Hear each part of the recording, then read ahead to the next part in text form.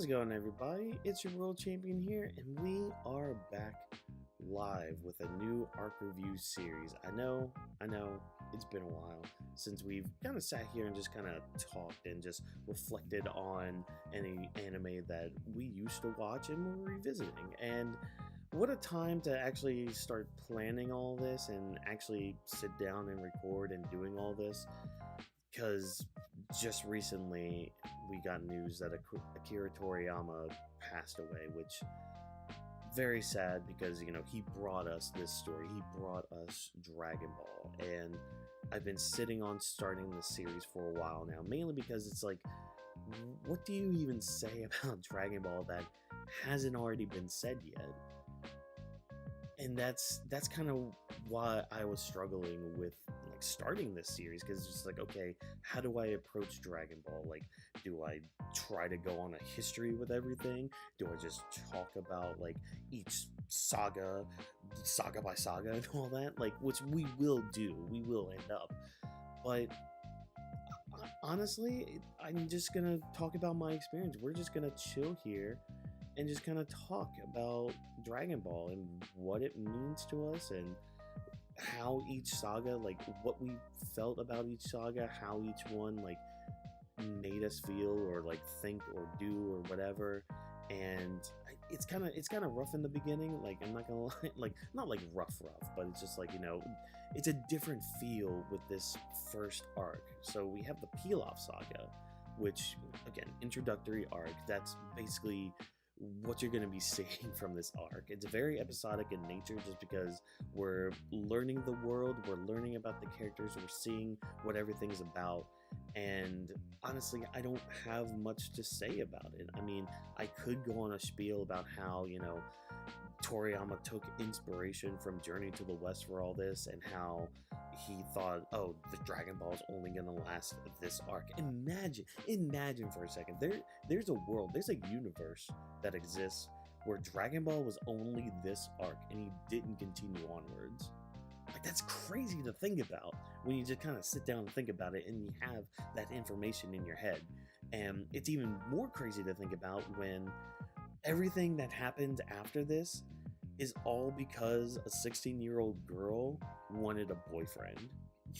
Like, that's just crazy when you think about it. I mean, I look at Bulma and I'm like, okay, if I was, back in high school and all that, I would have tried to date her. I would have tried to, ask her out and all that, but I probably would have been shot down. I'm not gonna lie. She would have looked at me and been like, ew, get out of here. Ew. But she goes out on a mission to find the 7 mystical Dragon Balls, where you can get a wish when you grab all of them. And that stumbles her into a little monkey boy named Goku. And again, this just sets off our adventure. She takes him along as kind of like her bodyguard and all that, but they become fast friends. They meet other people. They meet Oolong, who can transform for about 5 minutes and then he has to stop. They meet Yamcha and Puar, who are desert bandits, who, Yamcha is afraid of women, and Puar is just, well, Puar.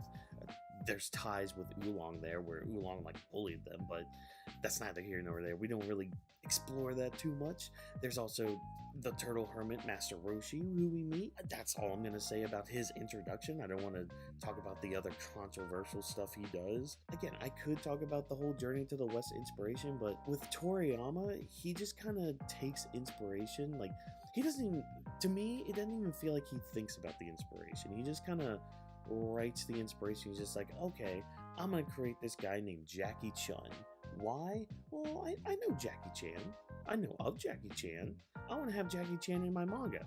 Jackie Chun. Like, that's literally the writing style of Toriyama. Just like, okay, what would be cool?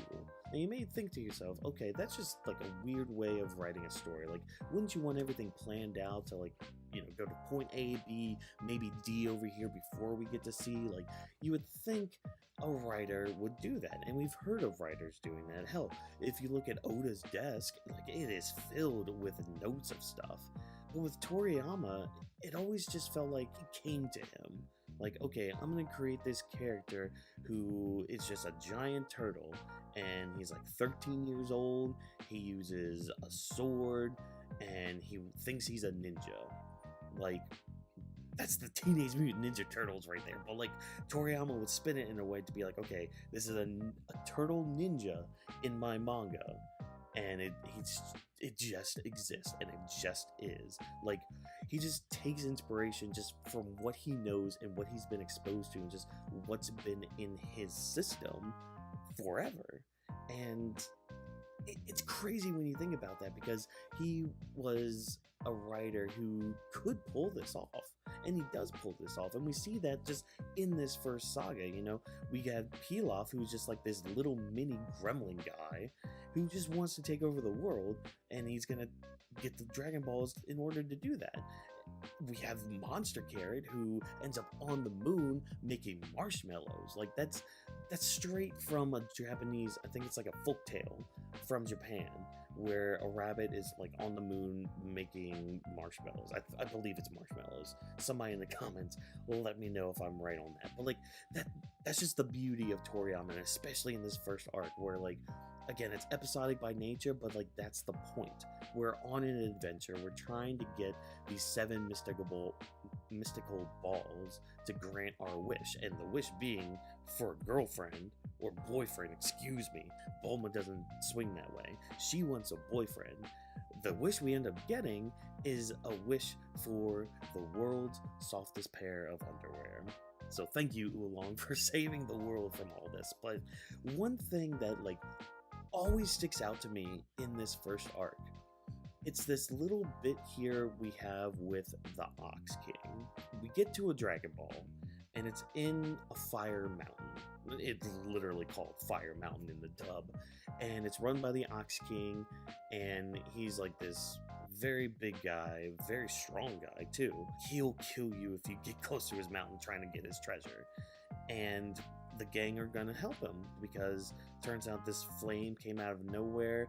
They know Master Roshi, who he trained under, so it's like, okay, you can help me out. Go find Master Roshi. Go get Master Roshi. He has this fan that can help, you know, put the flames out. Oh, my daughter's trying to look for him as well.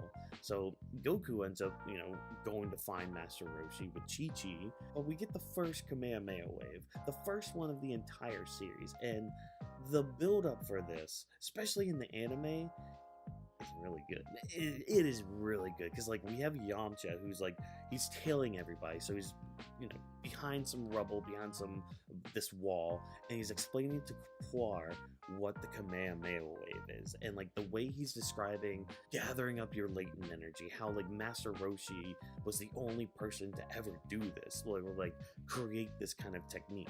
And just the build up, even still, with how the anime just does this part, because like, Master Roshi, like, he takes off his little master robe, and he's this tiny, scrawny old man, and then he just magically gets buff, and like, he kind of like just calms his mind, like does this like restrictive oozes and all that, trying to gather that latent energy. And like, just when he has his hands together and he brings them back, and just like, the anime does this so well, it does like this ring of energy around his hands before he releases it. And when he releases it, he destroys the whole freaking mountain.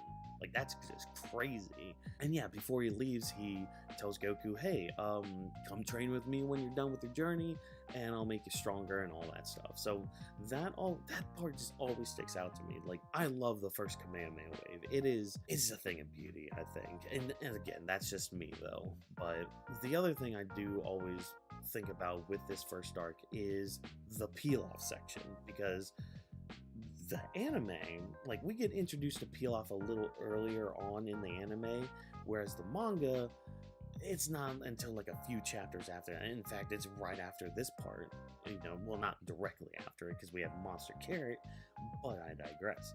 So Pilaf and his gang, they kidnap Goku, they steal their Dragon Balls, trying to, you know, kill them after the whole Oolong thing happens. And we get some backstory for Goku, where he says, during the full moon, a monster comes out, and that monster killed my grandpa.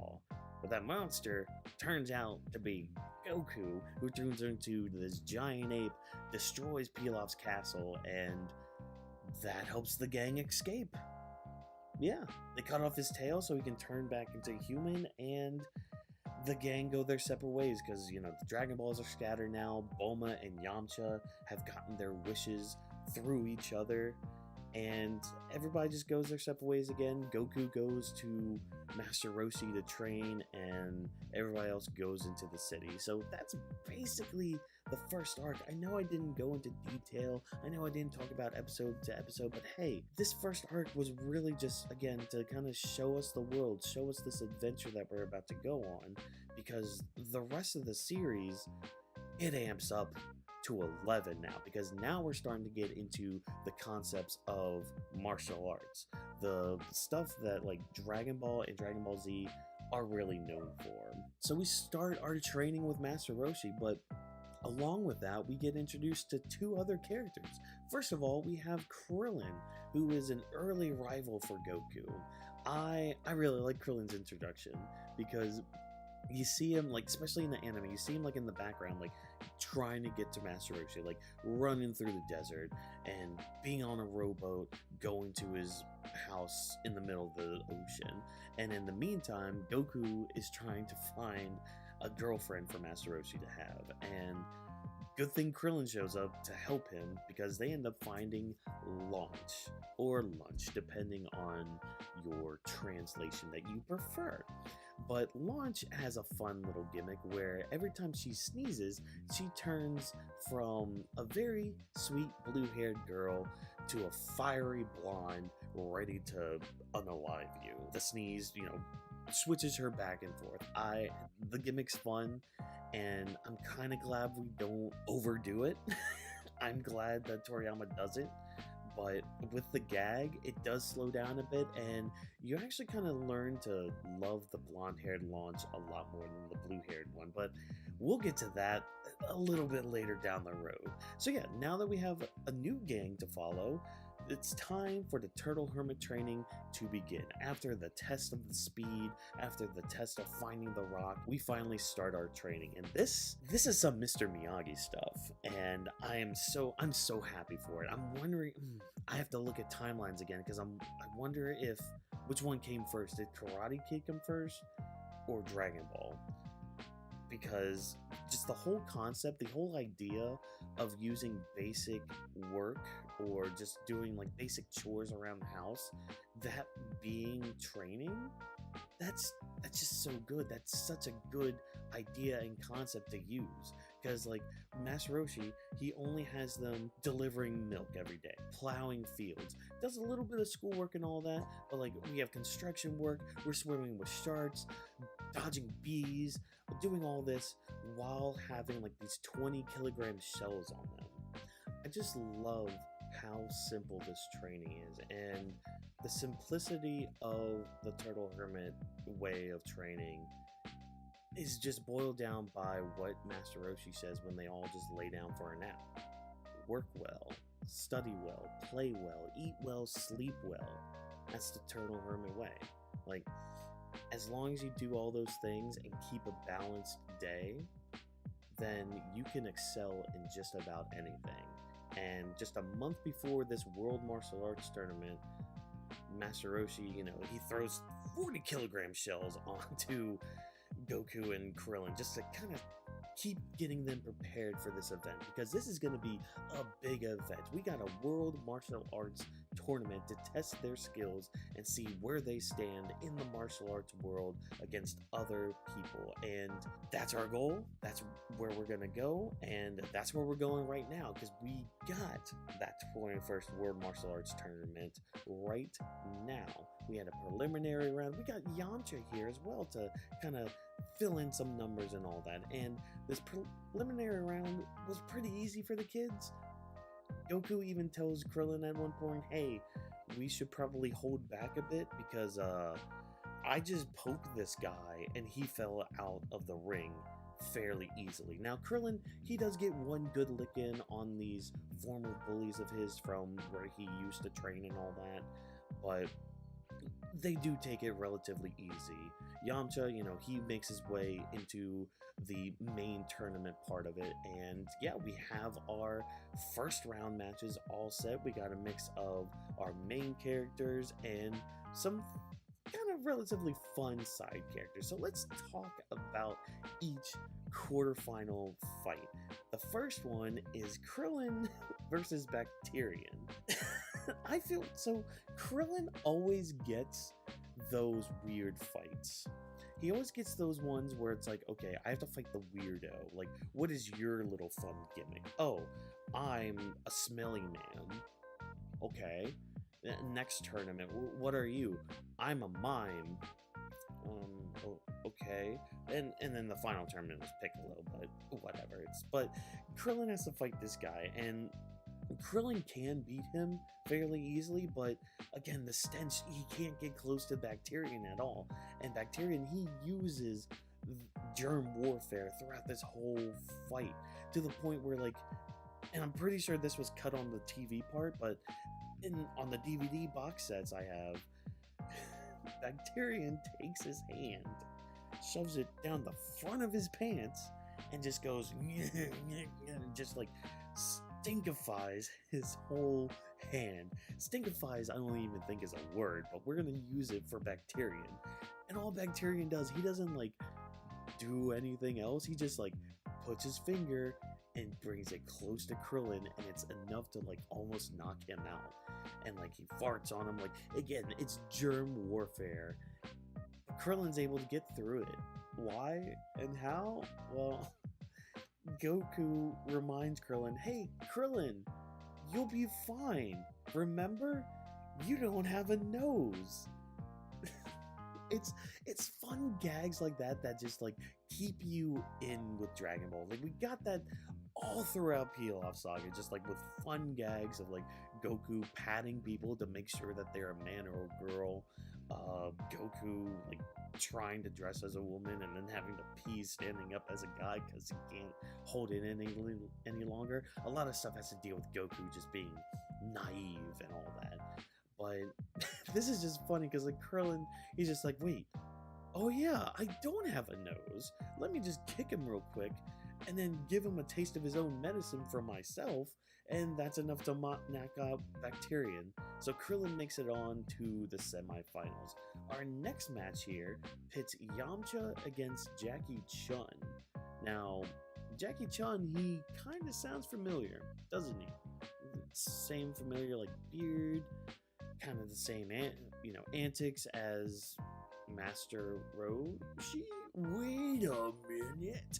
Yeah, Jackie Chun, first of all, makes short work of Yamcha. Kind of punks him out a little bit too, but there's an air of mystery around him, and it turns out that Jackie Chun is actually Master Roshi in disguise. Now, why is Master Roshi, A, taking place in the World Martial Arts Tournament, and B, why is he in disguise?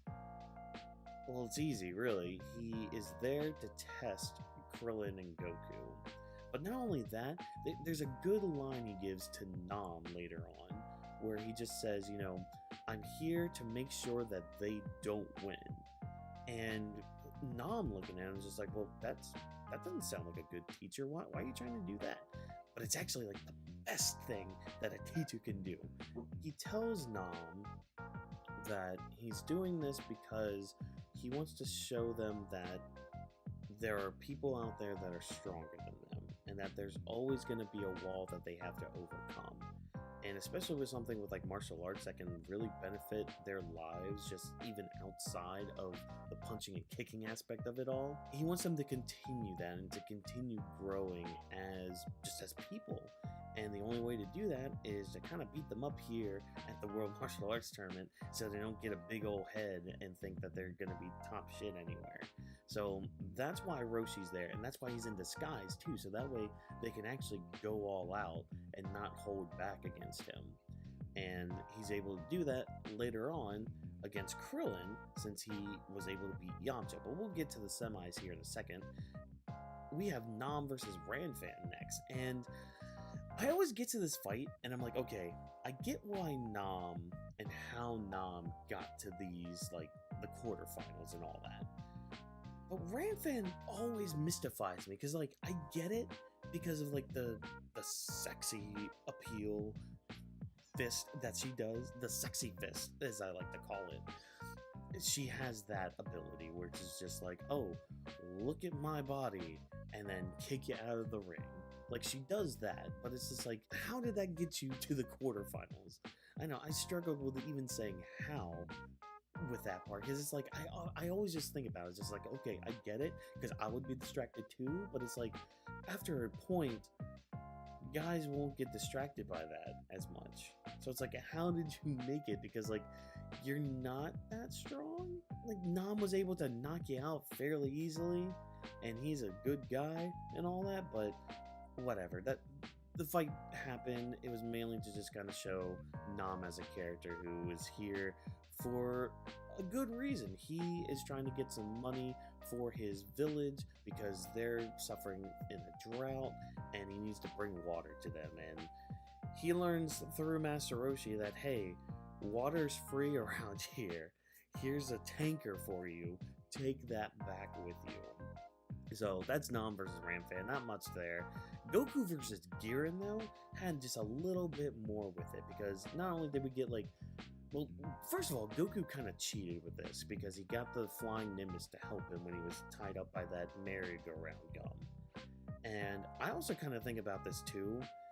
Whenever they kick the walls, or like go through the wall of the World Martial Arts Tournament, because like, okay, they have like the stage here, and then like 3 sides of the square are filled with like the outside of the circle and all that, the outside of the square. If you hit the ground there, you're out. But then there's like a wall right at the 4th side with like the little walkway that they go through to enter the ring. They go through that a lot, and later on in this tournament, somebody touches the roof of the building that they hang out in before they go to the ring. So it's like, wouldn't that be a ring out? Shouldn't that be a ring out? Because I don't think the building counts as the ring for you. But whatever, that's neither here nor there.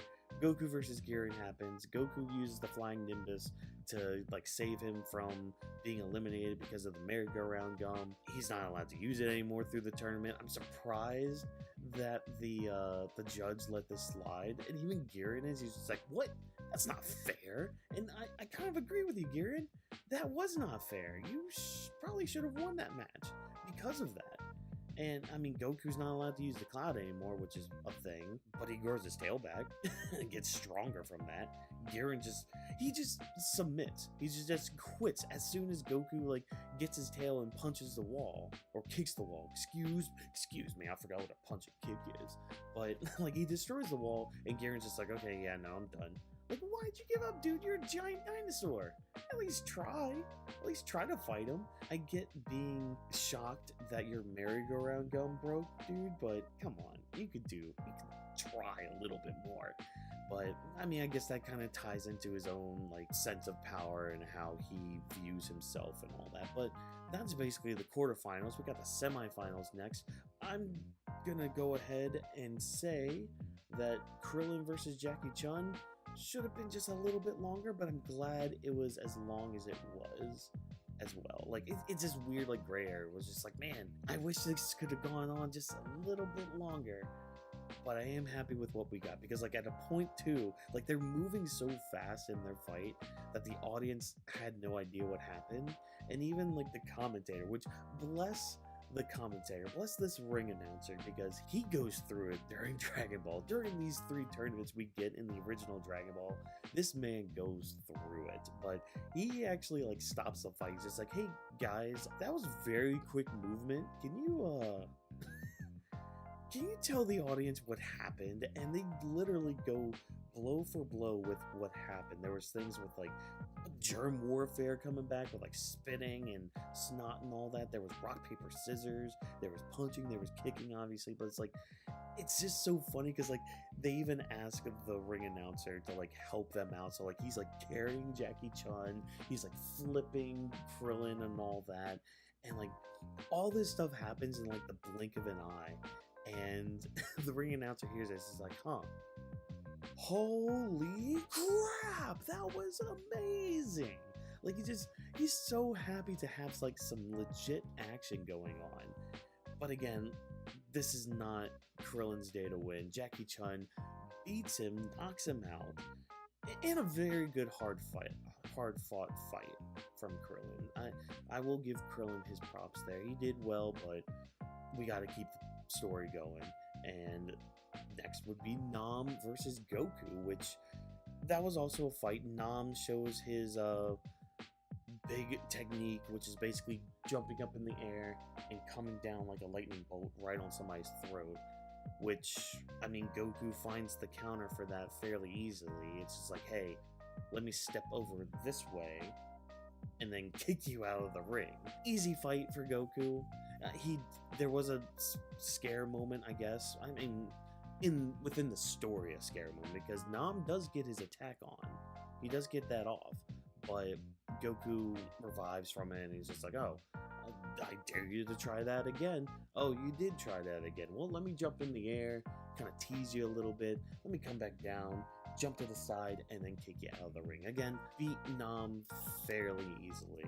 And Nam, he has this conversation with Master Roshi. He disguises himself as Roshi to kind of get people off of his trail. Because, like, this whole time, Yamcha's trying to be like, huh, Jackie Chun, you're Master Roshi, aren't you? Yeah, you are. I know you are.